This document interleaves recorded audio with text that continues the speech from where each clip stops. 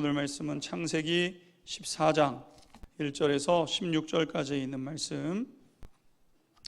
당시에 신할 왕 아므라벨과 엘라살 왕 아리옥과 엘람 왕 그돌라오멜과 고임 왕 디다리, 소돔 왕 베라와 고모라 왕 비르사와 아드마 왕 시납과 스보임 왕 세메벨과 벨라 곧 소알 왕과 싸우니라.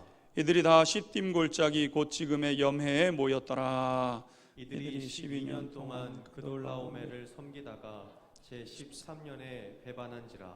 제14년에 그돌라오멜과 그와 함께한 왕들이 나와서 아스드롯 가르다임에서 르바 족속을, 함에서 수스 족속을, 샤웨 기다랴임에서 엠 족속을 치고 호리 족속을 그 산 세일에서 쳐서 광야 근방 엘바란까지 이르렀으며, 그들이 돌이켜 엔미스밧 곧 가데스에 이르러 아멜렉 족속의 온 땅과 하사손 다말에 사는 아모리 족속을 친지라.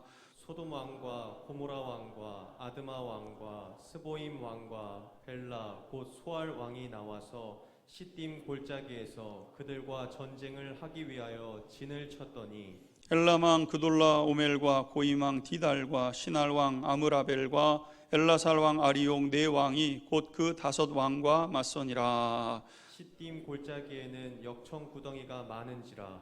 소돔 왕과 고모라 왕이 달아날 때 그들이 거기 빠지고 그 나머지는 산으로 도망하매, 네 왕이 소돔과 고모라의 모든 재물과 양식을 빼앗아 가고 소돔에 거주하는 아브라함의 조카 롯도 사로잡고 그 재물까지 노략하여 갔더라. 도망한 자가 와서 히브리 사람 아브라함에게 알리니 그때의 아브라함이 아모리 족속 마므레 상수리 숲을 근처에 거주하였더라. 마므레는 에스골의 형제요 또 아넬의 형제라. 이들은 아브라함과 동맹한 사람들이더라. 아브라함이 그의 조카가 사로잡혔음을 듣고 집에서 길리고 훈련된 자 318명을 거느리고 단까지 쫓아가서 그와 그의 가신들이 나뉘어 밤에 그들을 쳐 부수고 다메섹 왼편 호바까지 쫓아가 모든 빼앗겼던 재물과 자기의 조카 롯과 그의 재물과 또 부녀와 친척을 다 찾아왔더라. 같이 기도드리겠습니다. 하나님, 거룩하고 복된 날 아침 사랑하는 주의 백성들과 하나님의 거룩하신 말씀 앞에 섭니다. 하나님의 말씀은 천지를 창조하시고 사람을 있게 하시고 우리의 삶을 복되게 하시는 하나님의 말씀이신 줄로 믿습니다. 우리의 생각과 우리의 경험과 가치관들을 다 이 시간 하나님 앞에 내려놓고 하나님의 말씀으로 새로워지는 시간이 되도록 함께하여 주옵소서. 마음이 새로워지고 생각이 새로워지고 또 하나님 우리가 걸어가야 될 길이 새로워져서 하나님 앞에서 바르고 온전한 길, 복된 길 다 따라 걸어가며 예비하신 은혜의 사람들 되도록 주께서 함께하여 주옵소서. 의탁드리며 사랑 많으신 예수님의 이름으로 기도하옵나이다. 아멘. 창세기 14장 1절에서 16절에 있는 말씀, 믿음의 삶과 돕는 생활, 믿음의 삶과 돕는 생활이라는 제목으로 하나님 말씀 증거하겠습니다. 고대 그리스 철학자 플라톤은 사람이 가져야 할 4가지 덕이 있다 이렇게 이야기를 했습니다. 4가지 덕의 첫 번째는 절제라고 이야기를 했는데, 절제를 어떻게 정의했냐면 본능의 욕망과 무질서의 악을 제어하는 것이 절제이다 이렇게 얘기했습니다. 본능적인 욕망, 우리가 기본적으로 가지고 있는 그 욕망과 무질서로 치닫게 하는 악을 끊임없이 브레이크를 걸어가면서 제동시켜가는 것, 그것이 절제라고 얘기를 했습니다. 그렇죠? 우리가 우리의 마음대로 살고 우리의 뜻대로 살면 행복한 길에 도달할 수가 없습니다. 가정에서 내 마음대로 살면은요, 가정 행복해지지 않습니다. 일터에서 내 마음대로 하면은요, 그 일터는 복될 수가 없습니다. 때때로는 제어가 필요로 하죠. 우리는 스스로 하고 싶은 것도 조금 제어하고 또 하고 싶은 말들도 절제할 때 우리는 복된 삶을 살아갈 수 있죠.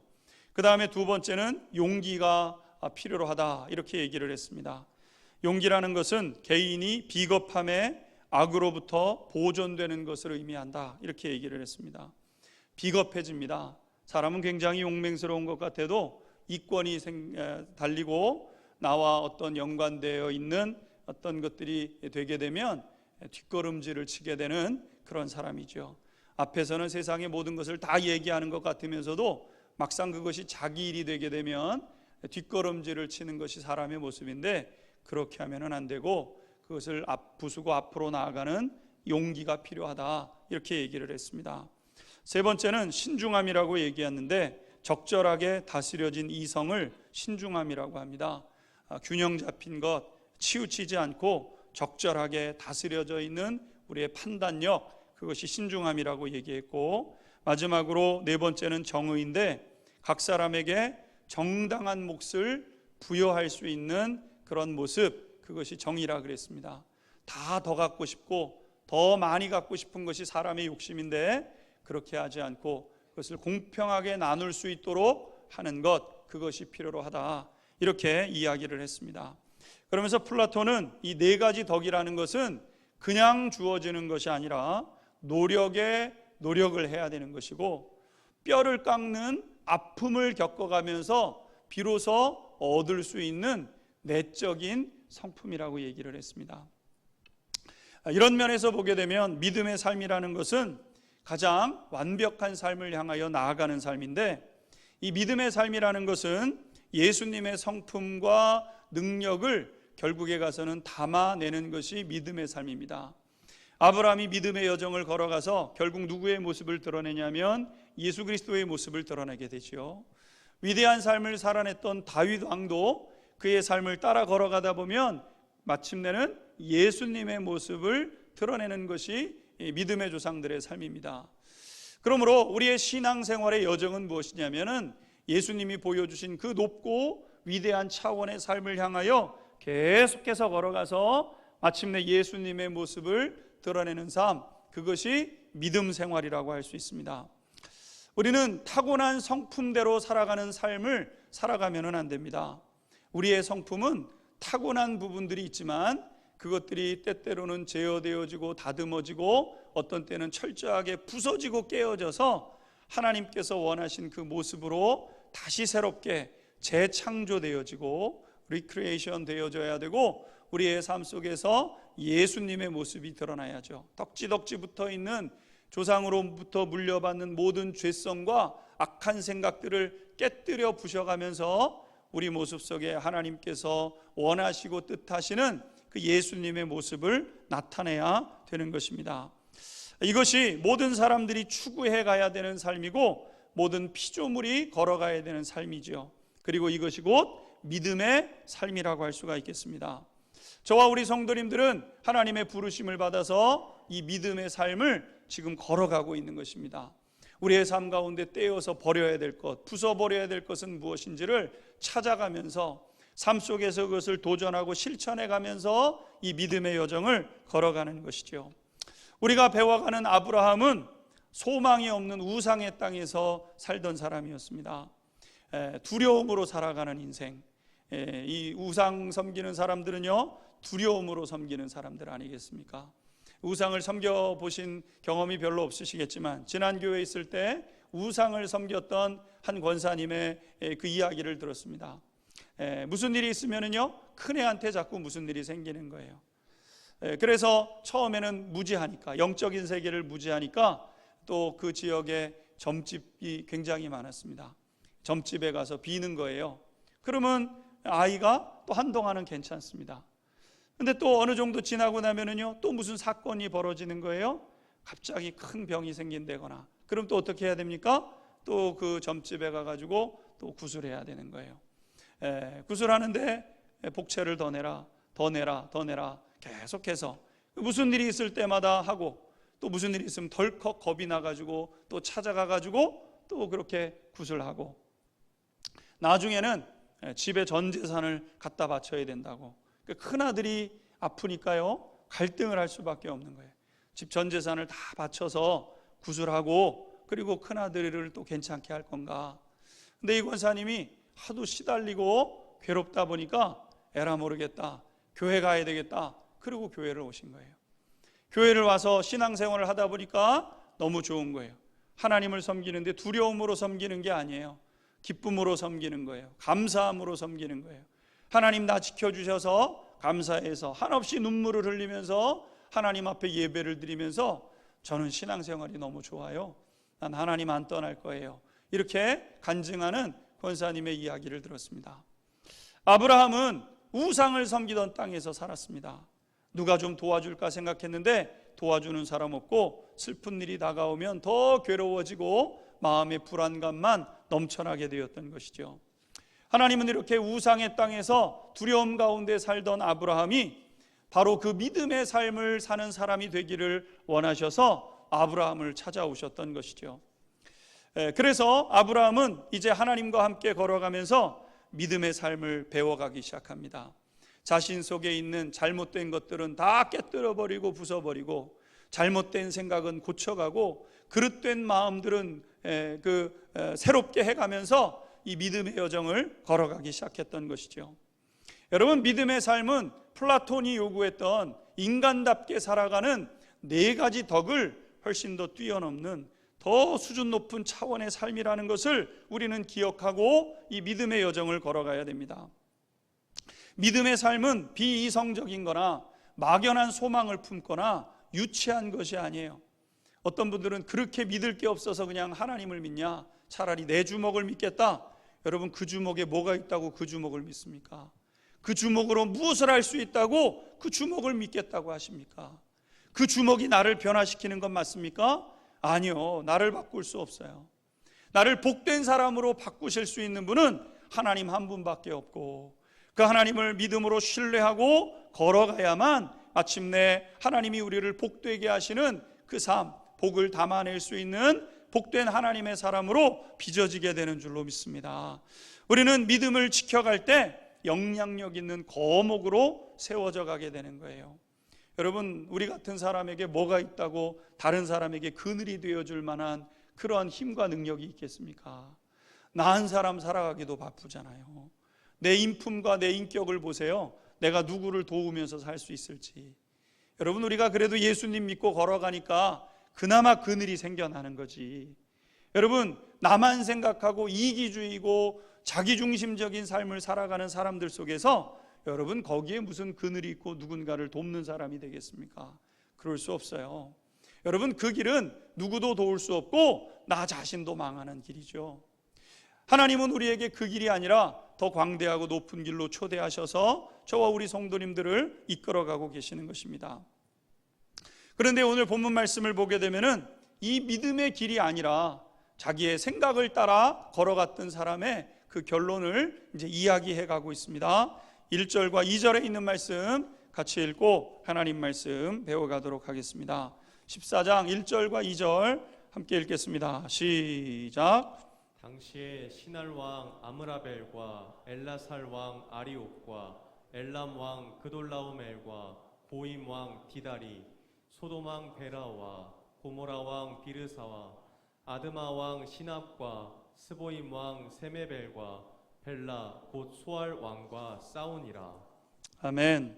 오늘 본문에 보게 되면은 롯은 여호와의 동산 같고 애굽 땅과 같았던 물이 많은 좋은 땅을 택하여 그리로 갔지요. 그런데 얼마 지나서 무슨 일이 벌어졌냐면은 그 지역의 도시국가 간의 전쟁이 벌어지게 되었다는 겁니다. 살기가 좋으니까 사람들이 많이 모여들었고 도시가 형성됐습니다. 여기도 도시가 생기고 저기가 도시가 생기고 여기저기 도시가 생기면서 그 도시를 지배하는 왕들이 이제 나타나게 되었던 것이죠. 그런데 가장 강력한 사람은 누구였냐면은 그 엘람 왕 그돌라오멜이라는 사람이었습니다. 이 엘람 왕 그돌라오멜이라는 사람은 주변에 자기와 그 결을 같이 하는 3사람을 이렇게 모아서 4개 국가가 연합을 해서 다른 주변 지역에 있는 도시국가들을 지배하게 되었던 것이죠.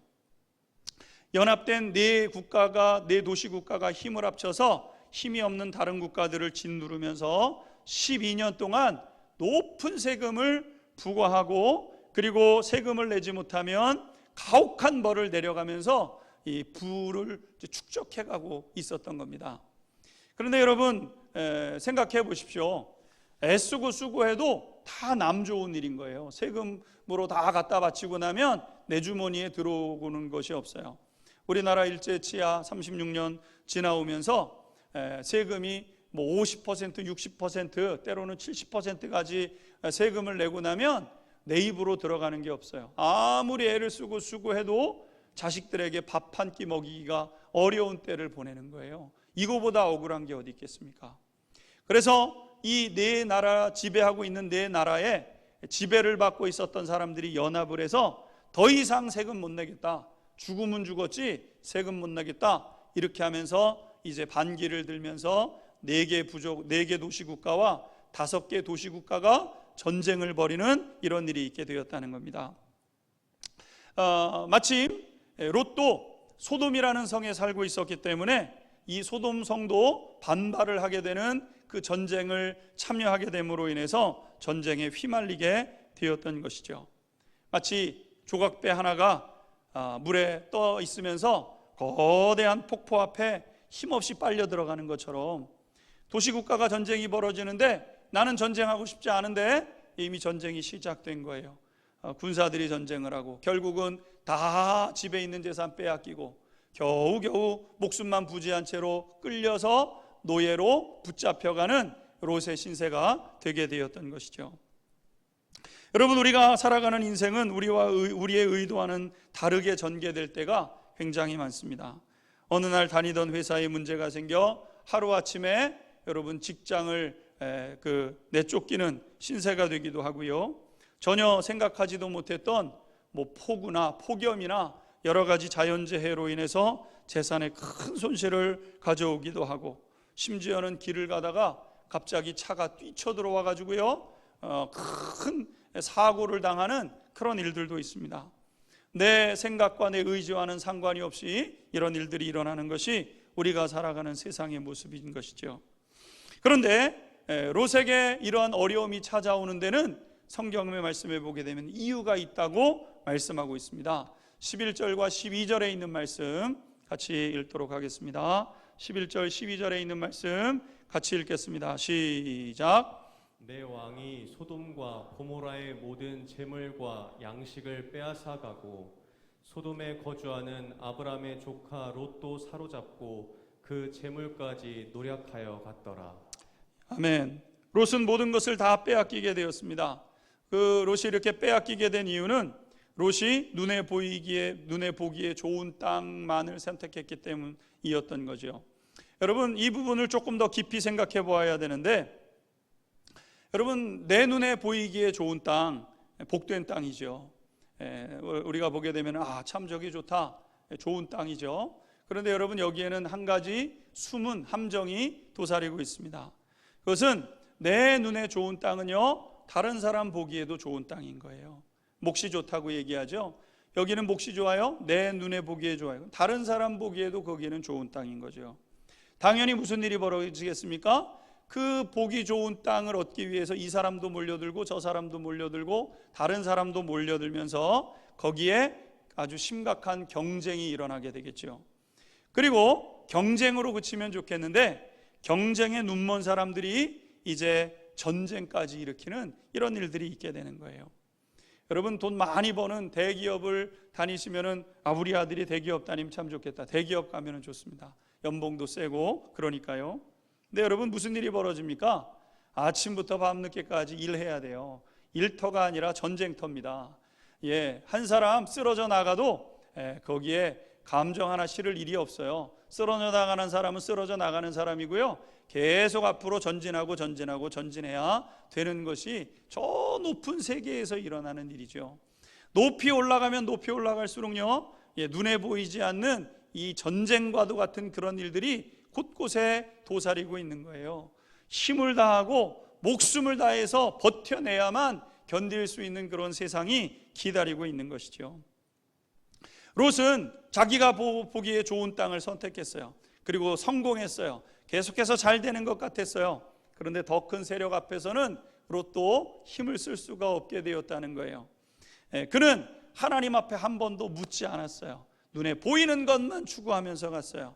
하나님 앞에 도움을 구하지 않았어요. 그냥 자기의 감각적으로 보여지는 것만을 선택하면서 그리로 가기에 급급했어요. 그 결과 롯은 전쟁에 휩쓸리게 되었고 모든 것을 잃어버리게 되었던 것이죠.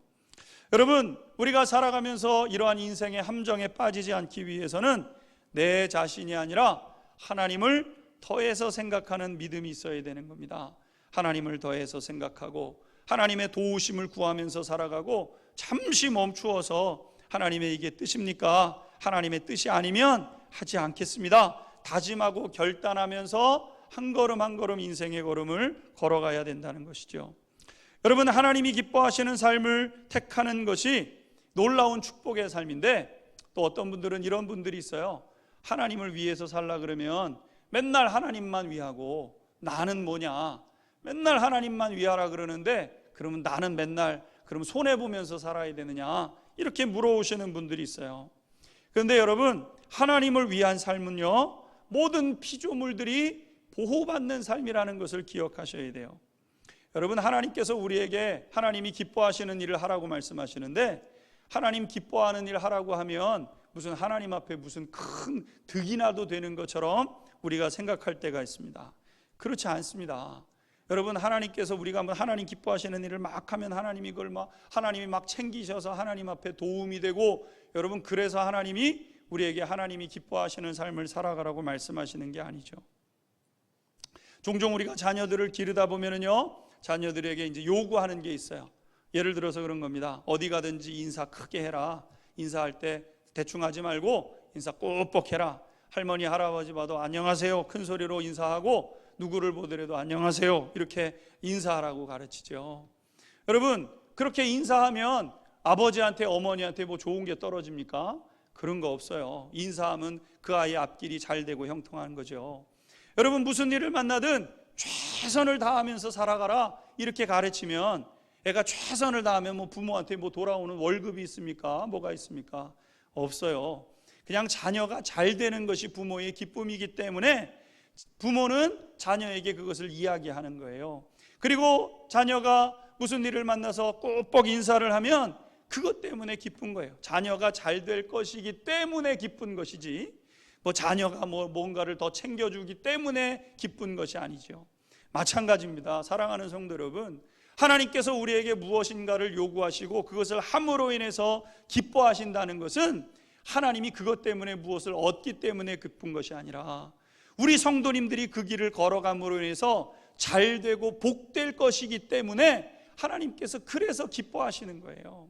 그래서 우리는 하나님이 기뻐하시는 그 길을 선택하면서 걸어가게 되고, 그 길로 걸어가게 되면 반드시 우리의 삶에 좋은 일, 복된 일, 감사하는 일들이 넘쳐나게 되는 줄로 믿습니다. 아멘, 아멘. 하나님 그래서 그 길로 걸어가시는 거예요. 그래서 우리도 기도할 때 하나님 기뻐하시는 길을 찾게 해주시고 그 길로 걸어. 왜? 그 길로 걸어가야 거기에서 참된 은혜와 복을 누릴 수 있기 때문인 것이죠. 여러분, 무슨 일을 만나든지 중요한 결정을 할 때는 이게 하나님이 기뻐하시는 일일까? 한 번은 꼭 물어보셔야 돼요. 그리고 무슨 일을 결정할 때는 하나님 앞에 인도하심을 구하며 기도하셔야 돼요. 하나님, 이 길이 하나님의 길이 아니면 이 길을 막아주세요. 이렇게 기도하고 막히면 하나님이 막으시는가 보다. 하나님 인도하심이니까요. 그러면서 그 인생의 여정을 걸어가야 하나님 앞에서 보호받고 복을 누리는 성도가 되는 줄로 믿습니다. 오늘 두 번째 보게 되면, 그러면 아브라함은 어떻게 했는가라는 겁니다. 롯은 믿음의 선택을 하지 않았지만 아브라함은 믿음의 선택을 해서 걸어가게 되는데, 아브라함은 어떻게 했는가? 14절에 있는 말씀 같이 한번 읽도록 하겠습니다. 14절 말씀입니다. 함께 읽겠습니다. 시작. 아브라함이 그의 조카가 사로잡혔음을 듣고 집에서 길리고 훈련된 자 318명을 거느리고 단까지 쫓아가서. 아멘. 아브라함은 전쟁의 소식을 듣고 부지런히 무기를 준비하고 종들을 준비시켜서 전쟁에 참전을 하게 됩니다. 밤을 이용해서 아브라함이 살던 지역은 베델이라는 성과 아이라는 성 사이에, 성이 아니라 그냥 이렇게 이제 평지였죠. 그를 보호할 수 있는 것이 없고 그냥 평지였어요. 하나님이 보호자가 되시니까. 그냥 거기에 머물고 있었죠. 거기에서부터 롯이 있는 이 단까지는 16km 정도 떨어진 거리였습니다. 16km를 부지런히 달려가서 그 밤에 롯이 붙잡혀 있는 그곳에 이르게 되었던 것이죠. 아브라함은 이 전쟁에 왜 참전을 하려고 했냐면은 자신의 이익 때문에 이 전쟁에 참여한 것이 아니었습니다. 오로지 조카 롯을 구하기 위해서 이 참전을 결정을 하게 되는데, 전쟁이라는 것은 왜 하냐면은 남의 것을 빼앗거나 내 말을 잘 듣게 하기 위해서 전쟁을 벌이게 되죠. 이번에 아프간에서 미국이 이제 철수함으로 인해서 아프간이 이제 다시 이전의 그런 그 정권으로 이렇게 이제 돌아가게 되면서 세계적인 그런 그 주목을 지금 받고 있는 것 아니겠습니까? 왜 전쟁에 참여했을까요? 지정학적인 이익이 있기 때문입니다. 아프간이 그 꼭 필요한 지정학적인 요소에 있는 거죠. 그리고 거기에서 있어질 여러 가지 이익이 있기 때문에 미국이 거기를 개입하는 거예요. 다른 이유가 없습니다. 이익이 다 되면 빠져나오는 것이죠. 이익과 전쟁은 관련되어 있는 겁니다. 그런데 아브라함은 이 전쟁에 이익과는 상관이 없어요. 다음 주에도 살펴보겠지만 아브라함은 거기에 대해서 조금도 관심이 없었음을 드러내죠. 딱 하나, 자기가 해야 될 일이기 때문에 거기에 이제 개입을 하게 되었다는 겁니다. 아브라함이 조카니까 개입을 했는가? 조카를 너무너무 사랑해서, 사랑스러운 조카가 지금 붙잡혀 갔다니까 그 사랑스러운 조카 롯을 구출해내기 위해서 거기 그리로 갔는가? 여러분, 그것도 아니잖아요. 왜냐하면은 우리가 지난 시간에 배웠던 것처럼 롯이 좋은 땅을 선택해서 가버렸을 때, 동서남북 다 보고 어디로 갈래? 그랬더니 저기 좋은 땅이요. 그리고 뒤도 안 돌아보고 가버렸어요. 아브라함이 마음이 섭섭했어요. 내가 그래도 저 녀석 아버지처럼 했는데, 내가 저 녀석 정말 전심으로 키웠는데 자기 좋은 땅 자기가 보고 그냥 가버리네. 아브라함 마음이 섭섭했죠. 하나님이 그 섭섭한 마음을 달래기 위해서 찾아오셨어요. 괜찮아. 동서남북 다 봐. 다 내가 너에게 줄 거야. 하나님 이렇게 약속하셨잖아요. 여러분, 지금 아브라함이 전쟁에 참여하는 것은 롯을 사랑해서 그러는 것도 아닙니다. 감정대로 하는 것도 아니고 이성적 판단으로 하는 것도 아닙니다. 318명, 개인적으로 보면은 많은 인원이지만 도시국가 연합된 군사들과 싸우기에는 턱없이 부족한 거예요. 이 싸움은 하나만이에요. 해봤자 손해볼 확률이 더 많은 싸움입니다. 그런데 아브라함은 이 싸움에 개입하게 되었습니다. 여러분, 사람은 사랑할 만한 사람들을 사랑하죠. 그래서 성경은 이렇게 말씀했습니다. 로마서 5장 7절에 있는 말씀 같이 한번 읽도록 하겠습니다. 로마서 5장 7절 같이 읽겠습니다. 시작. 의인을 위하여 죽는 자가 쉽지 않고 선인을 위하여 용감히 죽는 자가 혹 있거니와. 의로운 사람을 위해서 죽는 것 쉽지 않습니다. 그래도 죽는 것이 있어요. 의로운 사람들, 그 사람 불쌍하고 그 사람을 위해서 이렇게 하는 사람이 있어요. 선인을 위해, 착한 사람을 위해서 용감히 죽는 사람이 혹 있거니와. 그러나 여러분, 악한 사람, 섭섭하게 한 사람, 잘못한 사람을 도와주는 것, 그것은 쉽지가 않습니다. 그래서 로마서 5장 8절은 계속해서 이렇게 우리에게 말씀하고 있죠. 로마서 5장 8절도 같이 읽겠습니다. 시작. 우리가 아직 죄인 되었을 때 그리스도께서 우리를 위하여 죽으심으로 하나님께서 우리에 대한 자기의 사랑을 확증하셨느니라. 아멘. 우리가 아직 죄인 되었을 때에 그리스도께서 우리를 위해서 죽으심으로, 그리스도는 우리가 어떨 때 십자가에 죽으셨냐면요, 우리가 잘못했을 때. 저도 되돌이켜보면요, 예수님 만나기 전엔 예수님께 얼마나 나쁜 일을 많이 했는지 몰라요. 하나님 살아계시면 나와보세요. 제가 이러면서 막 하나님 앞에, 그때 이제 철없을 때였지만은요, 하나님 막 나와보세요. 저랑 한번 해봐요. 막 이러면서 하나님 앞에 막 대들기도 하고, 하나님 원치 않는 그런 일들을 하기도 하고, 여러분, 그러면서 삶을 살았어요. 근데 죄인 되었을 그때에 하나님은 여전히 저를 사랑하셨고, 저를 그 사랑하는 손길로 붙잡아 주셨던 것이죠. 여러분, 아브라함이 지금 롯을 돕는 것은요, 그냥 돕는 게 아니에요. 믿음을 가지고, 용기를 가지고, 자기가 은혜 받은 사람이었다는 사실을 잊지 않고 롯에게 돕는 거예요. 여러분, 애굽의 사건을 기억해 보십시오. 아브라함은 하나님을 잊고 자기 마음대로 행해서 하란에서 가나안 왔다가 하나님 앞에 2번 묻지도 않고 그냥 애굽으로 내려가요. 애굽에서 내려가서 자기 아내도 팔아먹고 이렇게 하면서 아브라함이 있었어요. 근데 하나님께서 그런 아브라함을 버리시지 않고 그래도 아브라함을 챙기셔서 손해보지 않게, 아내도 잃지 않게, 재산도 잃지 않게 다 그렇게 해가지고 다시 아브라함을 가나안 땅까지 하나님이 오시도록 그렇게 했던 것이죠. 하나님은 아브라함을 그럼에도 불구하고의 사랑으로 대해 주셨던 거예요. 여러분 기억하셔야 돼요. 그럼에도 불구하고의 사랑, 그럼에도 불구하고의 사랑, 이게 하나님의 사랑이에요. 우리가 죄인임에도 불구하고 우리를 사랑하시는 그 사랑, 그 사랑으로 우리를 품으셨죠. 아브라함도 롯을 사랑함에 있어서 그러함에도 불구하고의 사랑으로 롯을 돕기로 결정한 것입니다. 죄인을 사랑하신 사랑, 이것이 바로 하나님의 사랑이고 우리가 받은 사랑인 거예요. 내가 받은 사랑. 여러분, 아브라함이 출정을 하면서 하나님 앞에 이렇게 기도했을 겁니다. 하나님, 저를 도와주세요. 저를 도와주세요. 왜? 싸워봤자 뻔히 질 싸움 확률이 높으니까요. 318명대 훈련받은 4개 도시국가의 군대와 붙으면 여러분 당연히 도시국가의 군대가 이기는 건 누가 봐도 뻔한 사실 아니겠습니까? 그러니까 아브라함이 하나님 앞에 기도했을 거예요. 하나님 도와주세요. 하나님도. 그러나 이거 해야 될 일이니까 하나님 합니다. 하나님 힘이 없지만 하나님 도와주세요. 이러고 전쟁에 참여를 했겠죠. 여러분, 그리고 나서 기도하고 나서 최선을 다해서 이 자기 조카 롯을 위해서 돕는 싸움을 하게 되었던 것이죠.